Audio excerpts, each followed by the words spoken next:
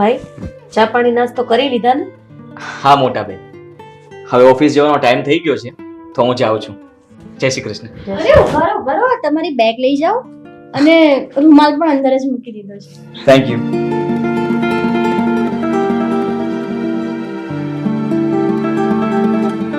યા બેટા, તું ક્યાં હતી?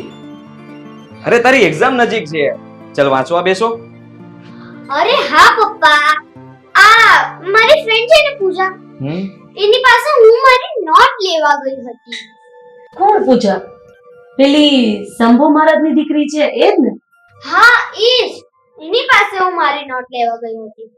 અરે પણ એ તારા ચોપડા શું કામ લઈ જાય છે? એની પાસે ચોપડા નથી?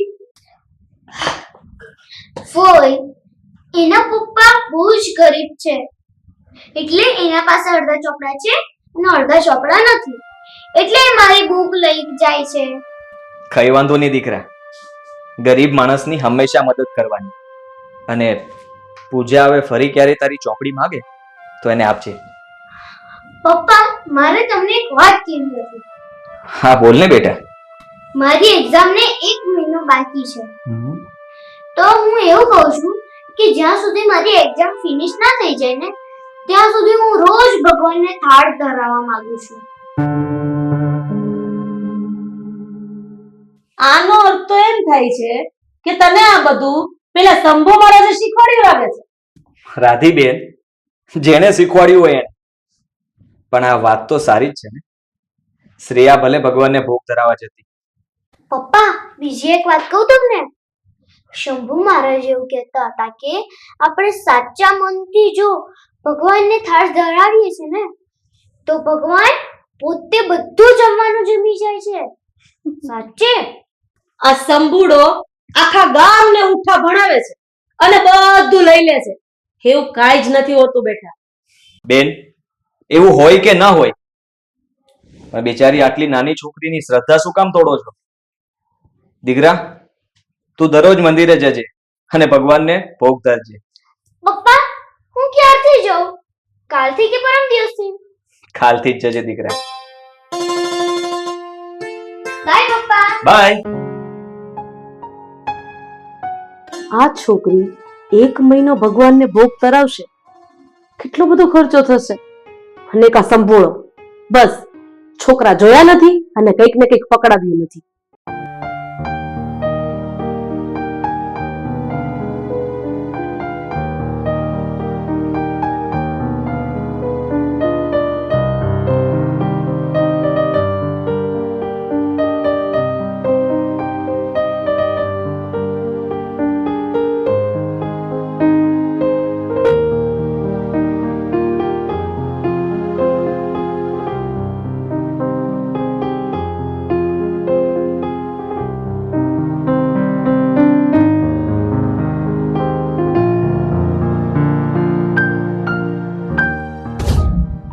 જો મમ્મી, મેં કીધું હતું ને, ભગવાને થાળ જમી લીધો ને. હા બેટા, તારી વાત બિલકુલ સાચી છે. ચાલ ડીશ લઈ લે, આપણે જઈએ.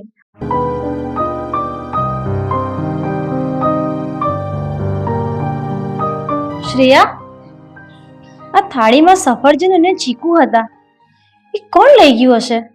મમ્મી, શંભુ મહારાજે કીધું હતું ને, એ બિલકુલ સાચું હતું. કોઈ સાચા દિલથી જો ભગવાનને થાળ ચડાવે છે ને, તો ભગવાન બધું જમી લે છે. મને તો આ વાત માનવામાં જ નથી આવતી. 1 મિનિટ ઊભી રહો.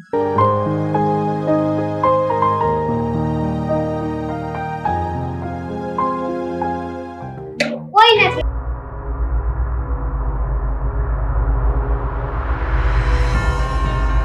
મમ્મી, ભગવાને જ જમ્યું છે. ચાલ મમ્મી, હવે આપણે જઈએ.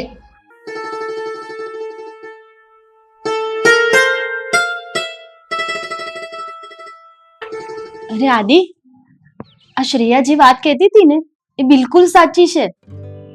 અરે આ બધી વાત ખોટી હોય. ભગવાન તેવો કઈ નવરો બેઠો છે તમારા ભોગ જમવા? અરે મોટી બેન, મેં મારી નજરોથી જોયું છે. પડદાની પાછળ થાળી મૂકી હતી ને, પછી પડદો ખોલ્યો ને તો સફરજન અને ચીકુ નહોતા. ઈ ઓલો સંભોળો બેઠો હશે અંદર હંતાઈને અને બધું ખાઈ ગયો હશે. આ સંભોળો તમે સમજો ને એટલી ઓછી માયા નથી. પણ મોટી બેન, મેં અંદર ડોકાઈને જોયું. અંદર ગર્ભગૃહમાં કોઈ નહોતું. કિંજલ, તમે બે માં દીકરી આ ફાફા મારવાના રહેવા દો. કદાચ તમે ગમે તેમ કેશો ને તોય હું આ વાત માનવા તૈયાર નથી. અરે ફોય, એ તો જેની જેવી શ્રદ્ધા. માનો ને તો પથ્થરમાં ભગવાન છે અને જો ના માનો તો ભગવાન છે જ નહીં. હા, ત્યાં સાવ તદ્દન ખોટી વાત છે. આમાં માનવા જેવું છે જ શું? બેન, હકીકત શું છે મને ખબર નથી, પણ જે હોય તે કોઈની શ્રદ્ધા આપણે તોડવી ના જોઈએ. ફોય, તમને મારા પર વિશ્વાસ નથી આવતો ને? તો તમે એક દિવસ આવજો અમારી સાથે મંદિરે. પછી તમે જોજો કે ભગવાન સાચેમાં ભોગ જમે છે કે નહીં. જમ્યા આવે. ભગવાન તેવો કઈ નવરો પડ્યો તમારા આ ચીકુ ને સફરજન ખાવા માટે? ભોગની દીકરી. બેટા, ફઈની વાતને મન પર ના લેતી. મને તારા પર વિશ્વાસ છે કે તારા હાથનો ભોગ ભગવાન જરૂર જમવા આવતા હશે. પપ્પા,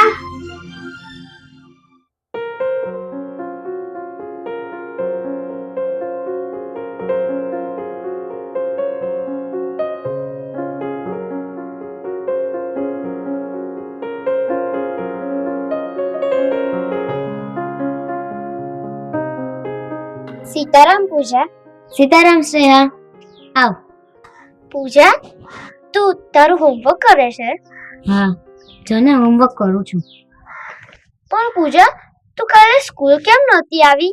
યાર, મારા દાદાની તબિયત બહુ ખરાબ હતી. એને તાવ આવ્યો હતો એટલે નહોતી આવી. તો પછી દવા ન લીધી? ના યાર, દવા નથી લીધી. ઘરમાં ખાલી 100 રૂપિયા પડ્યા છે.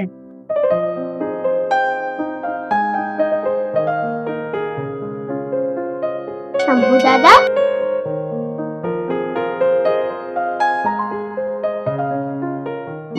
આવી ગઈ દીકરા? હા દાદા. દાદા, તમારે હોસ્પિટલ જવું છે? બેટા, હોસ્પિટલ તો જાવું છે, પણ દવા લેવાના પૈસા નથી મારી પાસે. તો દાદા, હું તમને મારા ઘરેથી લઈ આપું પૈસા? નહીં બેટા, લોકો વાતો કરશે કે પૂંજારી થઈ અને એક નાની દીકરી પાસે પૈસા લીધા. પણ દાદા, હું મારા પપ્પાને કહીશ ને તો એ તમને પૈસા આપશે. નહીં નહીં, રહેવા દે બેટા, મારે પૈસા તારા નથી જોતા. ભગવાન હારાવાના કરી દે.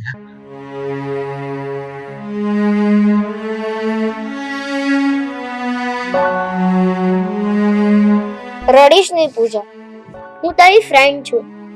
હું કઈ નહીં થવા દઉં. જા, હવે તું તારું હોમવર્ક પતાવ અને પછી મારા ઘરે આવજો. હવે હું જાઉં છું. Bye bye.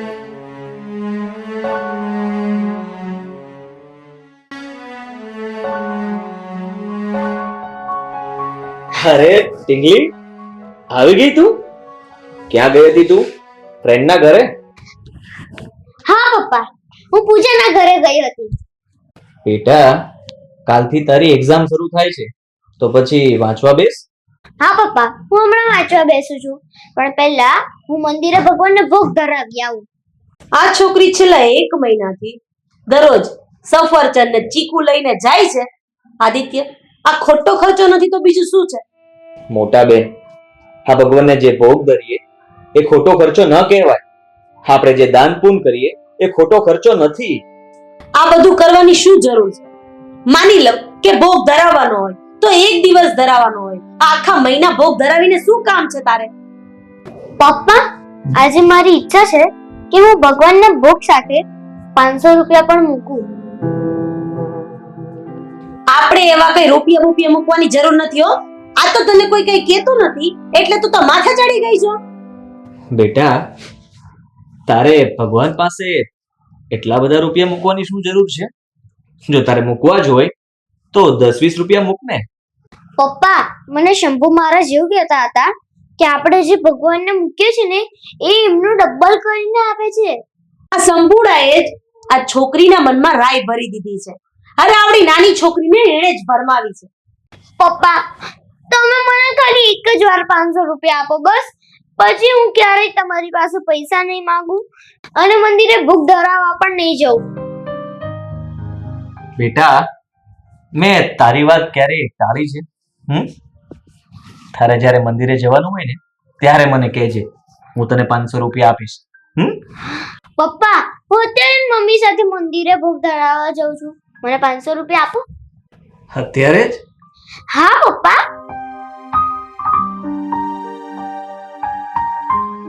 હાલે બસ જઈ આવ મંદિરે. થેન્ક યુ પપ્પા. આદિત્ય, તો આ બિલકુલ ખોટું કરી રહ્યો છે. છોકરીને પૈસા આપીને તું બગાડી રહ્યો છે.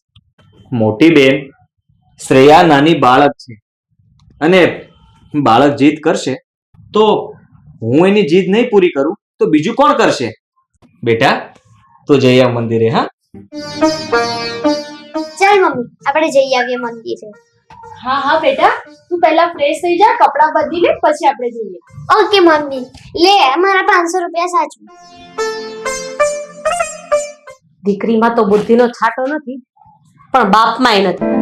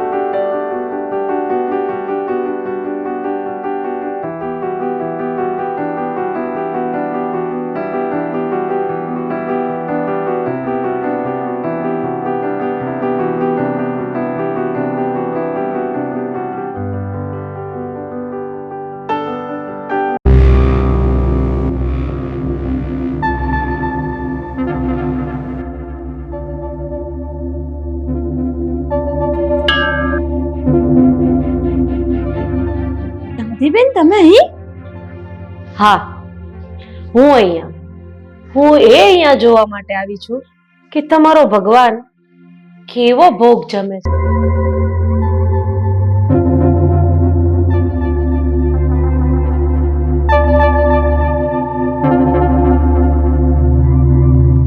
શ્રેયા, તું તો કહેતી હતી ને કે તારો આ પ્રસાદ ભગવાન જમવા માટે આવે છે, તો જોઈ લે, આ પેલી પૂજારીની દીકરી છે. જો આ તારા સફરજન અને ચીકુ જેનો તું ભોગ ધરાવે છે ને એ ભગવાન નહીં, આ ભૂખડી છોકરી ખાઈ જાય છે. તું જો. હા ફૂલ, મને ખબર છે કે હું જે પણ થાળ ધરાવું છું ને એ પૂજા એના ઘરે લઈ જાય છે, પણ તમને એક વાતની ખબર નથી ફોઈ. અચ્છા, કઈ વાતની ખબર નથી મને? અને હવે મારે કઈ વાત જાણવાની બાકી રહી ગઈ છે? ફોઈ ચાલો હું તમને બતાવું. ચાલ પૂજા.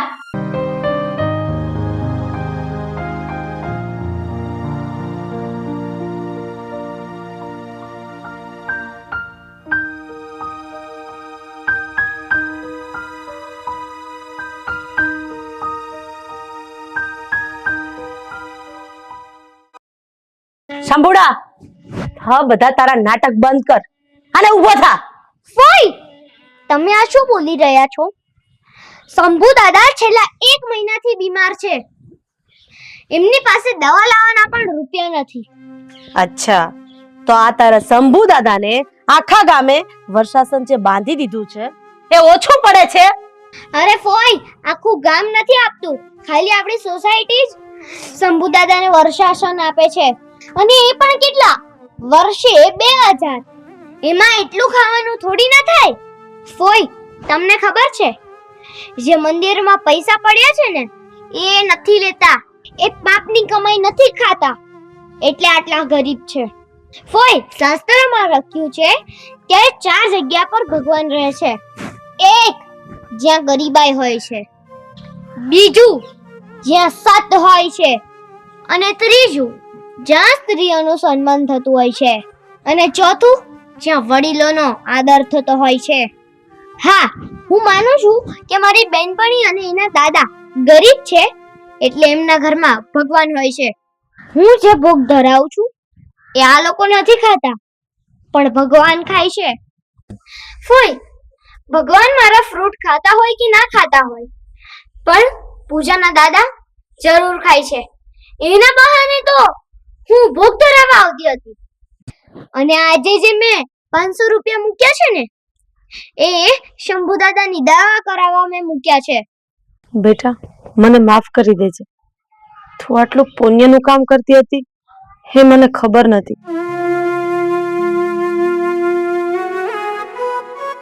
બેટા, તું જરાય ચિંતા ના કરતી. અમે બધા તારી સાથે છીએ.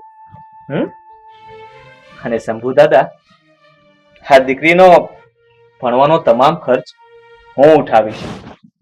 અને હા, તમારી દવાનો પણ. શંભુ દાદા, બની શકે તો મને પણ માફ કરી દેજો. મેં તમને કહેવાનું અને ન કહેવાનું બધું કીધું છે. સારું, ત્યારે હવે અમે રજા લઈએ. આવજો બેટા.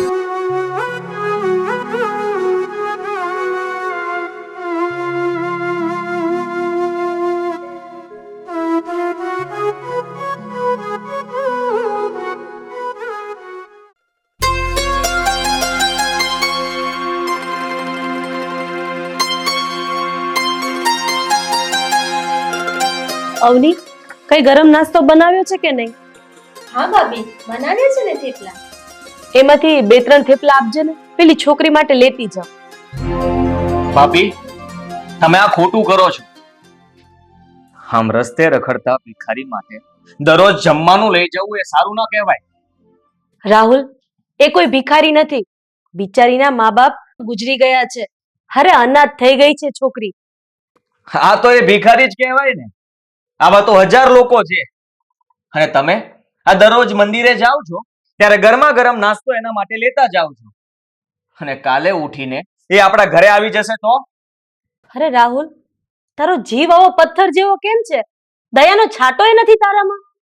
અરે, આવા નિરાધાર બાળકોને જોઈને તો લીલા ઝાડવાએ સુકાઈ જાય છે. ભાભી, તમને જો દાન પુણ્ય કરવાનો બહુ શોખ હોય ને તો મંદિરમાં રસોઈ આપી દો ને. પણ આવા રસ્તે રખડતા ભિખારીઓને હેવાયા નહીં કરવાના. રાહુલ, તું એવો હવા તારી ભાભીને એને માથાકૂટ કરે છે. એને ઠીક પડે એમ કરવા દે ને. ઈ જે કાંઈ કરે છે સારું જ કરે છે ને, ખોટું તો કાંઈ કરતી નથી. અવની, 2-4 થેપલા એક કોથળીમાં ભરી દે, હું એની માટે લઈ જાઉં.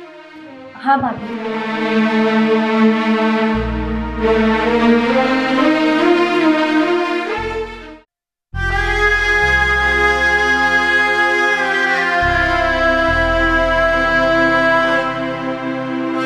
બેટા, પૂજા,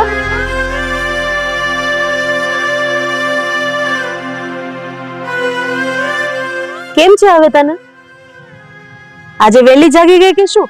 હા બા, મને રાત્રે મચ્છર બહુ જ કરતા હતા અને ઠંડી પણ બહુ લાગતી હતી, એટલે આખી રાત મને ઊંઘ જ ન આવી.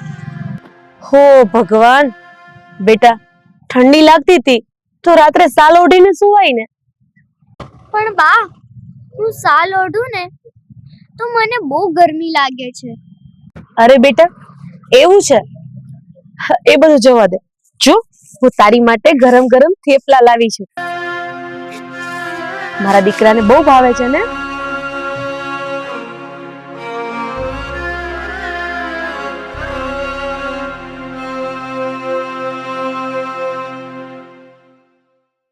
બેટા, આ તું કેટલી મેલી ગેલી ભયરી છો.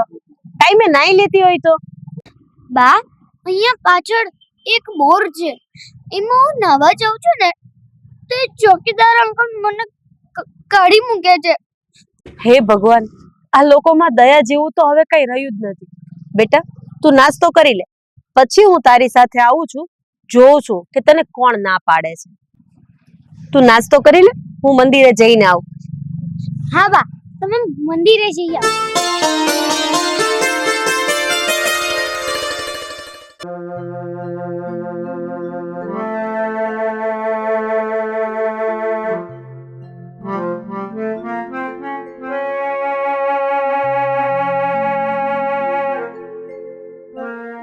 રાધા, મારે તને એક વાત કરવી છે. બોલો ને, શું વાત કરવી છે? રાધા, તું દરરોજ મંદિરે જાય છે ને સવારે, ત્યારે રસ્તા પર પેલી અનાથ છોકરી બેઠી હોય છે ને, એને તું દરરોજ હેત કરે છે, ખાવાનું આપે છે. મને તો એવું લાગે છે તારે એની હારે કોઈ છે ને નાતો બંધાઈ ગયો ને એવું લાગે છે. હા પંકજ, તમારી વાત સાચી છે. કોણ જાણે કેમ એ દીકરી સાથે અદ્રશ્ય સંબંધ બંધાઈ ગયો છે. અરે હું 2-3 દિવસ માટે ક્યાંય પણ બહાર જાઉં ને તો મને પૂજાની ચિંતા થયા કરે છે. બિચારી મા બાપ વગરની દીકરીને સંજોગોએ લાચાર કરી દીધી છે. અરે એના પપ્પા ફોરેસ્ટર હતા, સરકારી નોકરી કરતા હતા, પણ સંજોગોની થપાટે એના મા બાપ ગુજરી ગયા.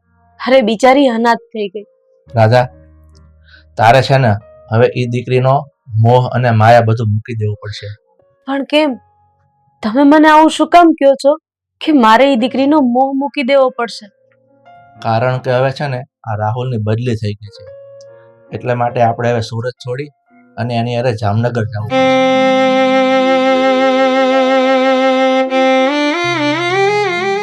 રાધા, તું તારી જાતને સંભાળ અને આવી રીતે મન ભારે ન કર, કારણ કે એક દિવસ તો આ વસ્તુ થવાની જ હતી ને.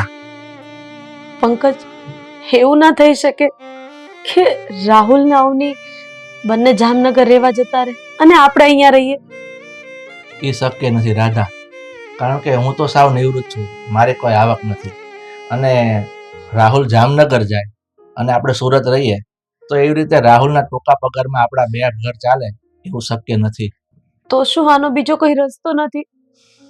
તમે થોડુંક તો કંઈક વિચારો પંકજ, કંઈક રસ્તો કાઢવાનો. રાધા, આનો બીજો કોઈ રસ્તો નથી. આપણે છે ને સુરત છોડી અને જામનગર જવું જ પડશે. અને હજુ તારા હાથમાં 15 દિવસનો સમય છે.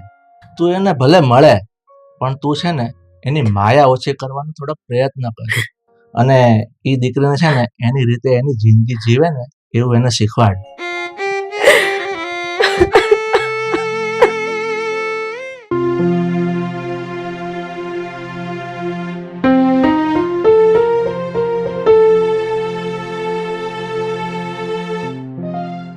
અરે પૂજા, વાહ મારી દીકરી, આજે તો જાતે જ માથું ઓળે છે ને?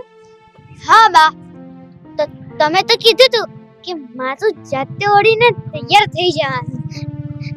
હા, હવે તારે દરરોજ આટલું વ્યવસ્થિત તૈયાર થઈને જ રહેવાનું છે.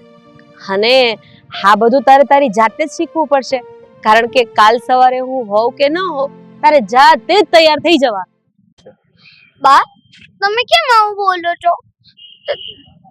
તમે ક્યાં જવાના છો? અરે ના બેટા, હું તને છોડીને ક્યાંય નથી જવાની. હું તો ખાલી તને કહું છું. બેટા, મારે દીકરા જેવો એક દિયર છે અને એને સરકારી નોકરી છે. કાલ સવારે એની બદલી થઈ જાય તો પછી મારે અહીંયાથી બીજે ક્યાંય તો જવું જ પડે ને. બા, ભલે તમારા દીકરા જેવા દિયરની બદલી થઈ જાય, પણ તમે મને છોડીને ક્યાંય ના જાઓ. બેટા, તારે ને મારે એક લાગણીનો નાતો છે. તારે મારા પ્રત્યે આટલી બધી મમતા નહીં રાખવાની. ગમે એમ તો હું પારકી કહેવાઉં. નહીં બા, તમે મને છોડીને ક્યાંય નહીં જઈ શકો. તમારા સિવાય મારું આ દુનિયામાં કોઈ નથી.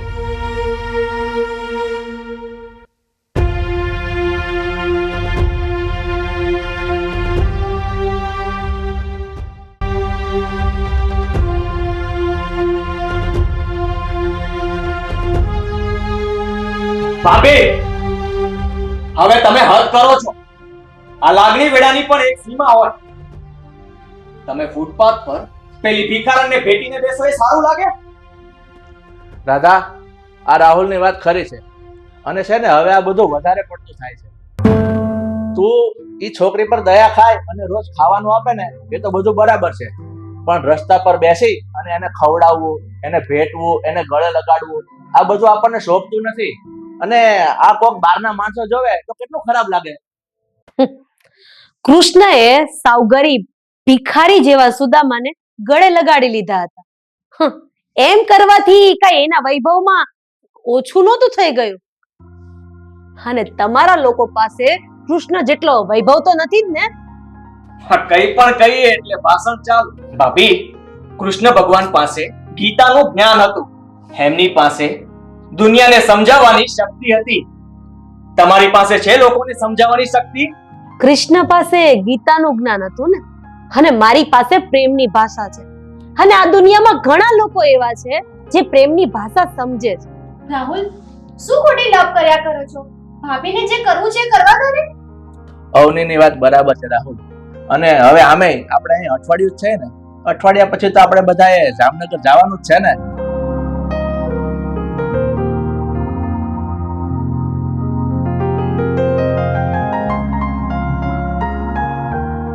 બેટા, તું કેમ આટલી ઉદાસ છે?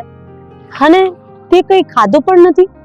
બા, તમે મને છોડીને જતા રહેશો ને તો મને નહીં ગમે. બેટા, મારા દિયરની બદલી અહીંયાથી જામનગર થઈ ગઈ છે, એટલે કાલે મારે અહીંયાથી જવું જ પડશે. અરે બેટા, રડ નહીં, શાંતિ રહી જા. બેટા, આ દુનિયામાં કોઈ સંબંધ કાયમ માટે નથી હોતો. હા, તારા મમ્મી પપ્પાએ તને જન્મ દીધો, ઉછેરીને મોટી કરી, અને અત્યારે તને છોડીને જતા રહ્યા ને. બા, મારા મમ્મી પપ્પાના ગયા પછી તમે જ મારો સહારો છો, અને તમે મને છોડીને જતા રહેશો તો કોના આધારે રહીશ? બેટા, ભગવાન ક્યારેય કોઈને નોંધારા નથી છોડતો. અરે, કાલે હું અહીંયાથી જતી રહીશ તો ભગવાન કોઈને ને કોઈને તારી પાસે મોકલી દેશે. નહીં બા, તમે મને છોડીને ના જાઓ, હું તમારા વગર નહીં રહી શકું. ના.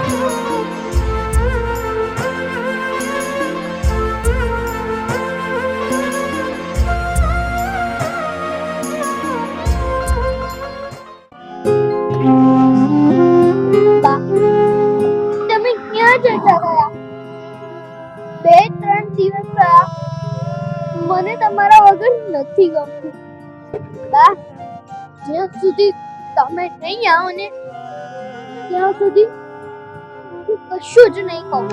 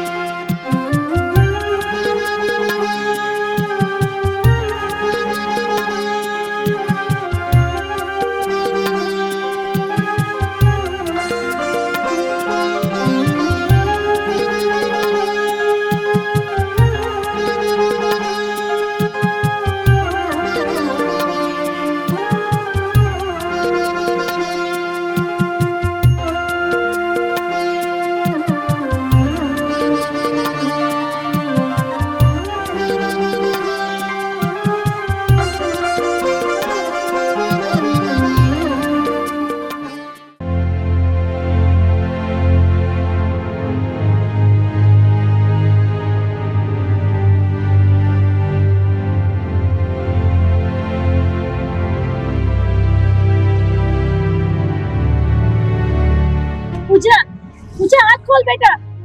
અરે કોઈ રિક્ષા બોલો. પૂજા, બેટા આંખ ખોલ.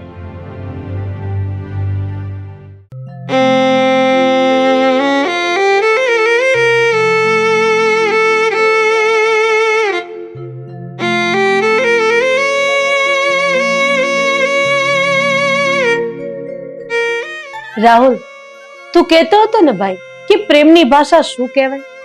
તો જો આ પ્રેમ ન કહેવાય તો બીજું શું કહેવાય? હા છોકરી, છેક સુરત થી જામનગર સુધી ચાલીને આવી છે, અને એ પણ મને ગોતતા. એ તો હું ભગવાનનો શુકર માનું છું કે રસ્તા ઉપર હું એને જોઈ ગઈ, નહીતર આ દીકરી ક્યાં ક્યાં મને ગોતત. મને તો એ વિચારીને પણ બીક લાગે.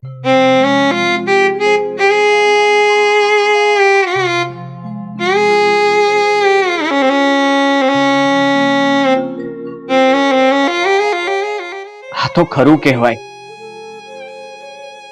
કોઈ માણસને બીજા માણસ સાથે આટલી હદ સુધી લાગણી બંધાય છે, એ તો મેં આજે પહેલી વાર જોયું.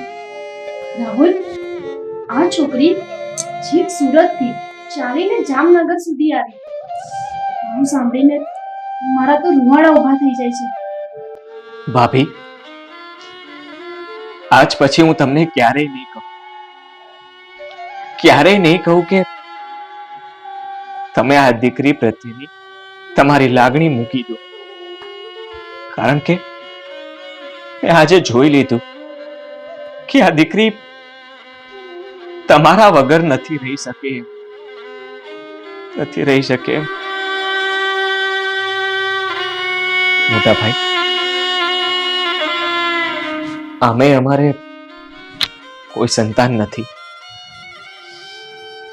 એટલે આજથી હવે હું એને મારી દીકરી જ સમજીશ. હા ભાભી, આ દીકરીને અમે અમારી સગી દીકરીની જેમ ઉછેરીશું. બા, હવે તમે મને તમારાથી અલગ તો નહીં કરો ને? તમે હવે મને તમારી પાસે તો રહેવા દેશો ને? મને છોડીને તો નહીં જાઓ ને? ના બેટા, હું તને છોડીને ક્યાંય નહીં જાઉં, અને તને આ ઘરમાંથી હવે કોઈ નહીં કાઢી મૂકે.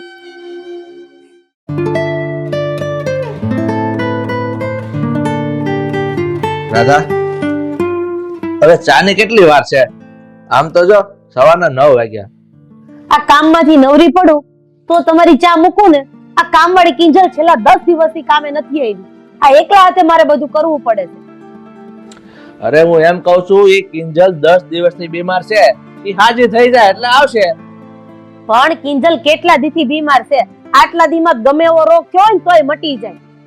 તમે મહેરબાની કરીને બીજી કામવાળી ગોતી આવો. આ કિંજલનું છે ને કાંઈ ઠેકાણું નથી. તું 2-3 દિવસ વાંચજો. હું કામ ને એ બિચારીને છૂટી કરી અને એના પેટ ઉપર પાટું મારશો.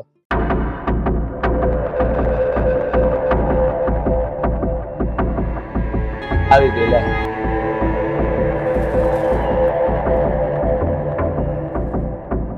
કિંજલ,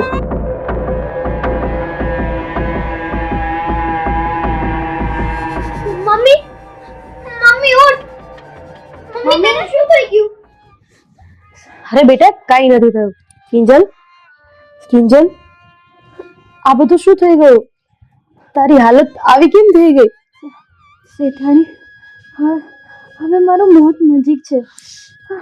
હવે મારા જવાનો સમય થઈ ગયો છે. નહીં કિંજલ, તું એવું નહીં બોલ. હું તને કઈ નહીં થવા દઉં બેન. ચાલ, હું તને હોસ્પિટલ લઈ જાઉં.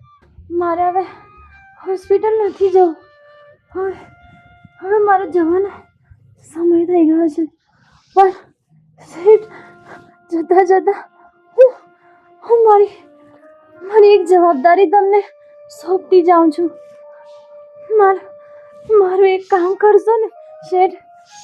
હા બેન, હું તારી દરેક ઈચ્છા પૂરી કરીશ. બોલ ને બેન, તારે શું કહેવું છે? શેઠ, હા, મારી 2 દીકરીઓને મારા ગયા પછી કોઈ નથી, એ અનાથ થઈ જશે શેઠ. તો મારી આ 2 દીકરીઓને તમે રાખશો ને? હા બેન, હું તારી દીકરીઓને મારી ઘરે રાખીશ અને એને સંભાળીશ. બસ આ મારું વચન છે તને બેન.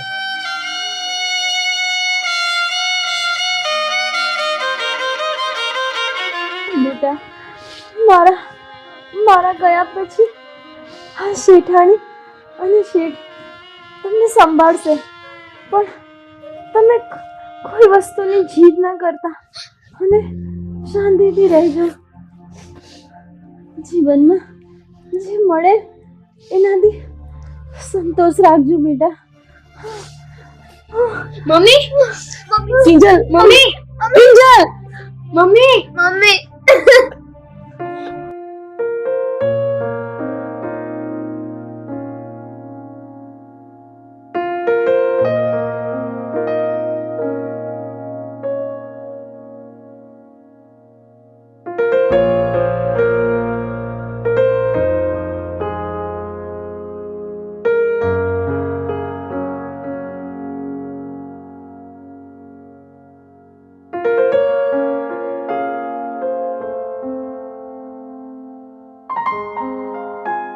આ કેવું બની ગયું?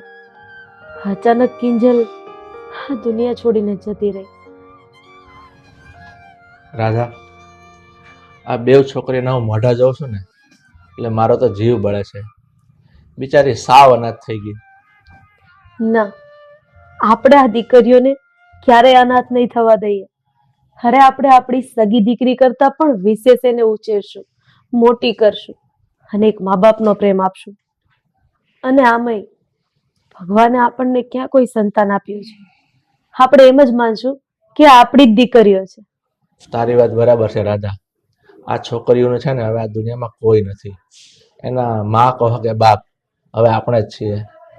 અને હા, આદિત્ય છે ને આજે બેંગ્લોરથી આપણા ઘરે પાછો આવે છે. આદિત્યભાઈ પાછા આવે છે? કેમ?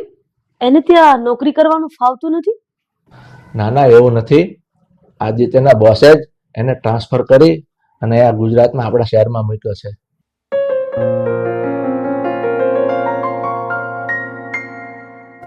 મોટા ભાઈ, ભાભી, કેમ છો?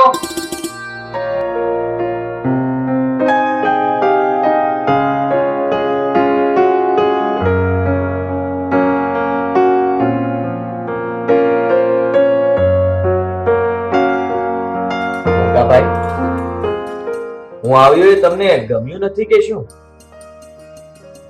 તમારા લોકોના મોઢા કેમ પડી ગયા છે? ના ના આદિ, મારા ભાઈ એવું નથી. તું તો મારો સગો નાનો ભાઈ છે અને તું પાછો ઘેરે આવે અને મને ન ગમે એવું થોડું બને? તો પછી વાત શું છે? તમારા બંનેના ચહેરા કેમ ઉતરી ગયા છે? કઈ ન બનવાનું બન્યું છે? આદિભાઈ, આપણા ઘરે જે કામવાળી કામ કરતી હતી ને એ કાલે ગુજરી ગઈ.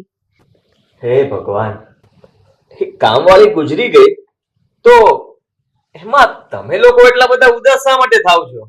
આદિભાઈ, એ કામવાળી તો ગુજરી ગઈ પણ એની બંને દીકરીઓની જવાબદારી અમારા હાથમાં સોંપીને ગઈ છે. એટલે એ બંને છોકરીઓને તમે લોકોએ આપણા ઘરમાં જ રાખી છે એમ ને? તમે બંને લાગણીના આવેશમાં આવીને ગાંડા થઈ ગયા છો. એક સામાન્ય કામવાળીની છોકરીઓને આપણા ઘરમાં રાખવાની શું જરૂર છે? અનાથ આશ્રમમાં મૂકી આવો ને. આદિ, મારા ભાઈ એવું નથી. આ કિંજલ મરતે સમયે એ બેવ દીકરીઓની જવાબદારી અમારા પર સોંપતી ગઈ છે અને એણે અમારા પર એક ભગવાન જેવો વિશ્વાસ મૂક્યો છે. એ વિશ્વાસને અમે તોડી શકીએ થોડા? સરસ. મોટા ભાઈ, આ સરદારનગરમાં આપણો એક ખાલી પ્લોટ પડ્યો છે ને? હા હા, તો એક કામ કરો ને, તમે લોકો ત્યાં જાઓ અને એક અનાથ આશ્રમ બનાવો. એટલે આ રખડતા ભટકતા છોકરાઓને ભેગા કરો અને એના ઉછેર કરો. જાઓ.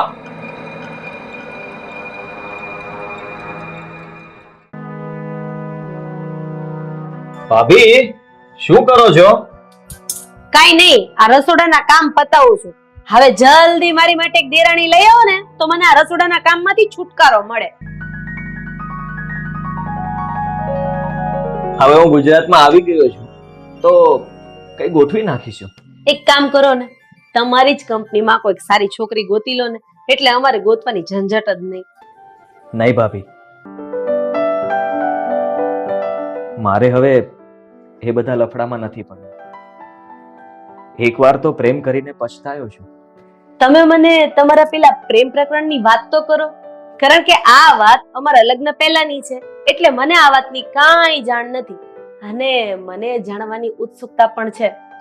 અરે જવા દો ને ભાભી, કઈ વાત નથી. અને એમ પણ હું મારા રૂજાયેલા ઘાવને ફરીથી કોતરવા નથી માંગતો. અરે આદિભાઈ, મને આ વાત કરશો ને તો તમારું મન થોડુંક હળવું થઈ જશે. તમે આ વાત તમારી ભાભીને નહીં કહો. મને આ વાત જાણવાની ઈચ્છા તો છે જ. ભાભી, આ વાત ત્યારની છે જ્યારે અમદાવાદમાં મને પહેલી નોકરી લાગી હતી. હું બસ એ નોકરીના પહેલો દિવસ હું કંપનીની બિલ્ડિંગને જોઈ રહ્યો હતો અને કંપનીના મેઇન ગેટ તરફ જઈ રહ્યો હતો. અચાનક જ મારા પગમાં ઠેસ આવી. મેં જોયું તો અંગૂઠામાંથી લોહી નીકળી રહ્યું હતું. હું ત્યાં સાઈડ પર બેસી ગયો અને વિચારતો હતો કે શું કરવું. ત્યાં અચાનક સામેથી એક છોકરી એક્ટિવા લઈને આવી. મારી પાસે ઊભી રહી અને પોતાના પર્સમાંથી રૂમાલ કાઢીને મને આપ્યો. પછી એ જતી રહી. બસ ત્યારથી શરૂઆત થઈ અમારી અને પછી અમે બંને ખાસ મિત્રો બની ગયા. રોજે મુલાકાત કરતા, ફરવા જતા, બહુ મસ્તી કરતા. પણ ભાભી, યુવાનીના આવેશમાં આવી જઈને અમારાથી એક ભૂલ થઈ ગઈ. તે છોકરી પ્રેગ્નેન્ટ થઈ ગઈ. ઓહ, પછી પછી શું થયું? પછી શું? મેં ઘરે આવીને પપ્પા સાથે વાત કરી. પપ્પાને કહ્યું કે મને આ છોકરી સાથે લગ્ન કરાવી આપો. પણ પપ્પા ન માન્યા. એમને મને ના પાડી દીધી. શું? પપ્પાએ ના પાડી દીધી? પણ પપ્પાએ કેમ ના પાડી? એ સારા ઘરની નહોતી? ના ભાભી, એ તો ઊંચા ખાનદાનની અમીર બાપની છોકરી હતી. પણ પપ્પા ન માન્યા તો ન જ માન્યા અને અમારા પ્રેમ પ્રકરણનો અંત આવી ગયો. પણ પછી શું થયું? એ છોકરી તો પ્રેગ્નન્ટ હતી ને? પછી મને નથી ખબર ભાભી કે શું થયું. હું તો ખૂબ જ દુઃખી હતો અને પછી હું બેંગ્લોર જતો રહ્યો અને આજે 10 વર્ષ પછી પાછો આવ્યો છું.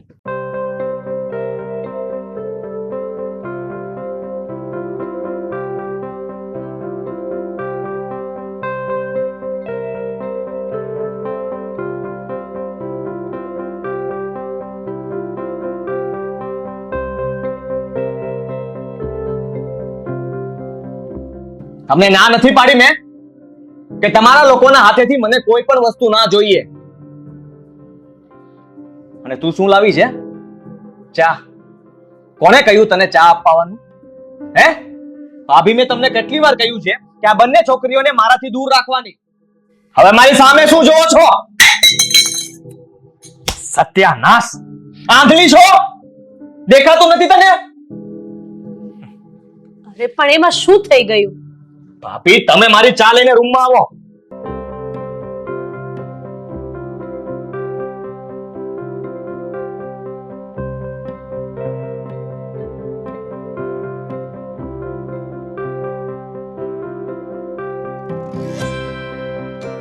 રાધા, ઓલી બે છોકરીઓ હવે એને મમ્મીને યાદ કરીને રોતી તો નથી ને? ના ના, હવે નથી રડતી. હું છું ને, સંભાળી લઉં છું. પણ એ છોકરીઓને હવે કોઈ તકલીફ તો નથી ને? તકલીફ એમને નથી, મને છે મોટા ભાઈ. અરે ભાઈ, તું આ શું બોલે છે? અને તને આ છોકરીથી તકલીફ શું છે? મોટા ભાઈ, આ બંને છોકરીઓ આપણા ઘરમાં રહે છે ને એ મને જરાય પસંદ નથી. તમે એને અનાથ આશ્રમમાં મૂકી આવો. આદિભાઈ, તમને આ બંને છોકરીઓ અહીંયા રહી નથી, વાંધો શું છે? એ બંનેને જોઈને મને ચિતરી ચડે છે. એ છોકરીઓ કામવાળીની છે ને? કોણ જાણે કયા વરણની હશે? જો ભાઈ, ભગવાને બનાવેલા માણસ ક્યારે અછૂત નથી હોતા. ઉચ્ચ નીચનો ભેદભાવ તો આપણી નજરનો છે. અરે બંને બિચારી બાળક છે અને બાળકમાં ભગવાનનો વાસ હોય છે. એ જે હોય તે એ બંને અહીંયા ના રહેવી જોઈએ. તમે લોકો એની વ્યવસ્થા બીજે કરી લો, નહીં તો હું મારી વ્યવસ્થા બીજે કરી લઈશ. આદિત્ય, તું મારો સગો નાનો ભાઈ છે, એટલે હું તને એવું તો નથી જ કહી શકતો કે તું તારી સગવડતા બીજે કરી લેજે. ભાઈ, તારી આ જ ઈચ્છા હોય ને તો ઠીક છે. તું મને થોડા દિવસનો સમય આપ, હું એને કોઈ અનાથ આશ્રમમાં મૂકી આવીશ. બસ. ભાઈ, હું તમને 2 દિવસનો સમય આપું છું. આ બંને છોકરીઓની વ્યવસ્થા તમે કરી નાખજો, અને નહીતર 3જા દિવસે હું મારા લબાચા ભરીને ચાલ્યો જઈશ.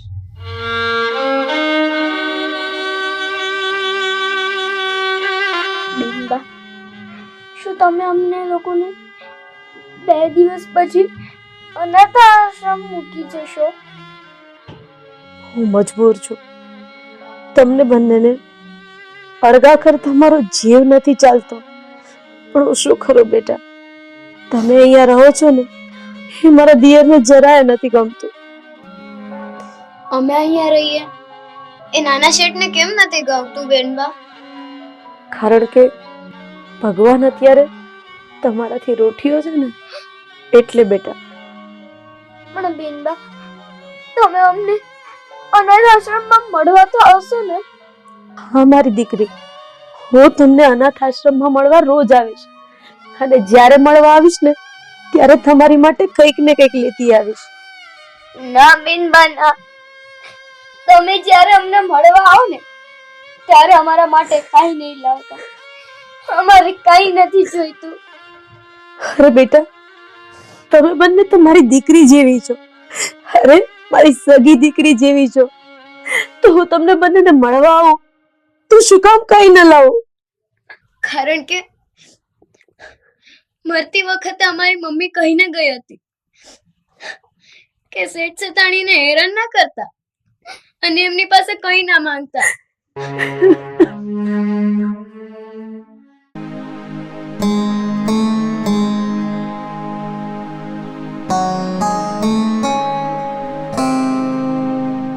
ભાભી, આ સવારમાં ભાઈ ક્યાં ગયા છે? દેખાતા નથી. તમારા મોટા ભાઈ પેલી બંને દીકરીઓને અનાથ આશ્રમમાં મૂકવા ગયા છે. શું વાત કરો છો? બંને બલાઓ આ ઘરમાંથી ગઈ. સારું કર્યું. તો ભાભી, હવે એ રૂમ મારો થઈ ગયો ને? એટલે એ રૂમ હતો તો મારો જ, પણ તમે લોકોએ એ રૂમ એ 2 છોકરીઓને આપી દીધો હતો. પણ કઈ નહીં, તો મારો બધો સામાન હવે એ રૂમમાં શિફ્ટ કરી નાખું.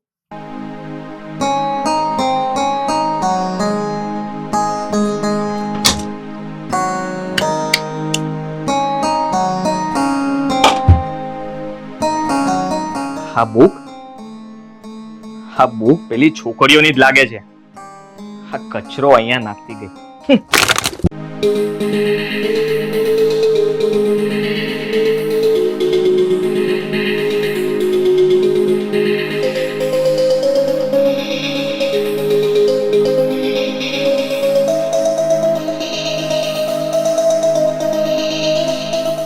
ભાભી, ભાભી, અહીંયા આવો.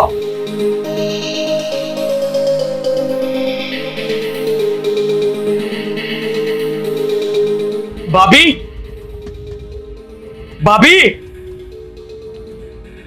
શું થયું? અને આ તમે કોનો ફોટો જોવો છો? ભાભી, આ ફોટો આ ચોપડીમાં હતો, પણ એ અહીંયા ક્યાંથી? અરે પણ એમાં શું થઈ ગયું? આ પેલી બંને દીકરીઓ અહીંયા રહેતી હતી ને, આ એના મમ્મીનો ફોટો છે. શું? આ પેલી બંને છોકરીઓના મમ્મી છે? એટલે કે એ મારી દીકરીઓ છે? હા, તમે શું બોલો છો આદિભાઈ? હા ભાભી, હા એ જ ફોટો છે મારી કિંજલનો. જેને હું પ્રેમ કરતો હતો અને એ મારી દીકરીઓ છે.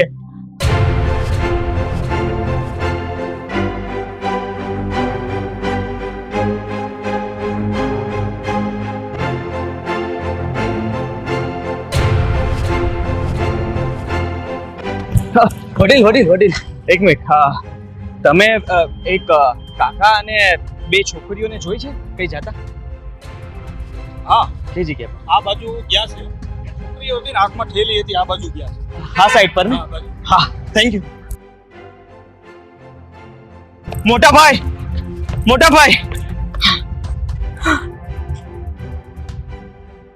અરે ભાઈ આદિત્ય, શું થયું છે?